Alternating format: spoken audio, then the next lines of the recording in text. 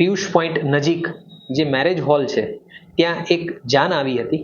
એમાં જે video viral થયો છે એ તપાસ કરતાં એવું જાણવા મળ્યું કે જાનમાં આવેલા કેટલાક યુવાનોએ લિકર કન્ઝ્યુમ કર્યો હતો અને લિકરની બોટલ સાથે એ લોકો ડાન્સ કરી રહ્યા હતા. આ બાબતે જેવી જાણકારી મળી એવી તાત્કાલિક ધોરણે જે પીઆઈ ઉધના છે એમને સૂચના આપવામાં આવી અને ડી સ્ટાફને એક્ટિવ કરી હ્યુમન રિસોર્સિસ અને ખાનગી બાતમીદારો મારફતે તપાસ કરવામાં આવી અને ત્યારે આ ઘટના બાબતે વાસ્તવિકતા સામે આવી. એટલે તાત્કાલિક ધોરણે જે યુવાનો આમાં સંડોવાયેલા હતા એ 8 યુવાનોને હાલે ડિટેન કરી લેવામાં આવ્યા છે.